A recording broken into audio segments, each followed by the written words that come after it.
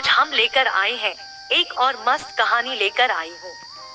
मेरा नाम साक्षी है और मेरा रंग गोरा है। मेरी उम्र 40 साल है। मेरा एक बेटा है जिसका नाम रोहित है और उसकी उम्र 22 साल है। वह अपनी पत्नी के साथ विदेश में रहकर जॉब करता था और मैं भोपाल में रहती थी और मेरे पति का देहांत हो गया था। पति के बिना बिल्कुल अकेली हो गई थी। एक दिन मेरे बेटे का दोस्त रोहन मेरे घर आया और बोला, आंटी आप बहुत उदास लग रही है, आपकी तबीयत खराब है क्या? मैंने रोहन से कहा, हाँ खराब तो है पर अब थोड़ा आराम है। मैंने रोहन से कहा, अच्छा हुआ जो तुम आ गए, अकेले में काफी बोर हो रही थी। मैंने उससे पूछा, रोहन तुम्हारी पत्नी कैसी है? तो वह बोला, मेरा और मेरी पत्नी का झगड़ा चल रहा है और वह अपने मायके में ही है। रोहन के चेहरे पर उदासी साफ झलक रही थी। अकेलेपन को भला मुझसे ज्यादा कौन समझ सकता था। मैं भी तो 3 सालों से अकेली इस घर में रह रही थी। मैंने किचन से खाना लाया और लिविंग रूम में ही खाना लगा दिया। हम दोनों एक दूसरे से बातें करते हुए खाना खा रहे थे।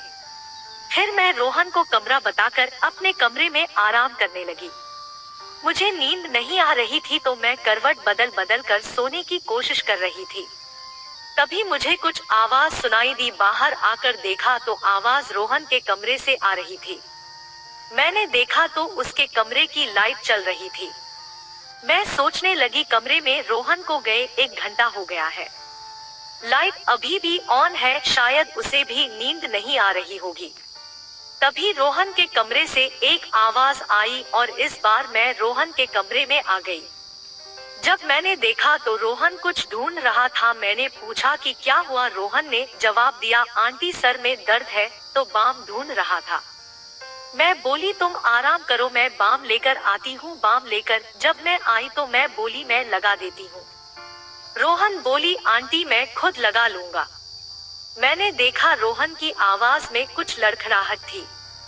जब मैं उसके सर पर बाम लगा रही थी तो उसकी आंखों से आंसू आ रहे थे, शायद वह रो रहा था। मैंने पूछा, रोहन क्या बात है, तुम क्यों रो रहे हो? रोहन ने कहा, मैं बहुत अकेलापन महसूस कर रहा हूँ।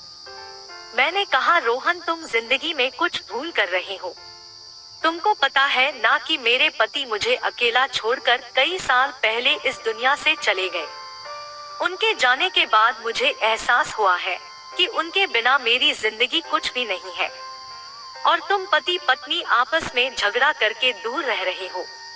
तुम दोनों को आपस में बात करके झगड़े खत्म करने चाहिए और अच्छे से जीवन जीना चाहिए।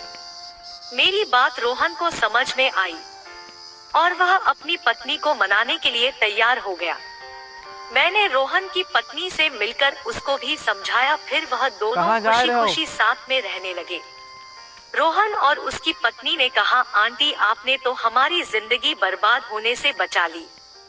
दोस्तों, यह कहानी से हमें यह सीख मिलती है, हमें छोटी छोटी बातों पर रिश्ते नहीं खराब करना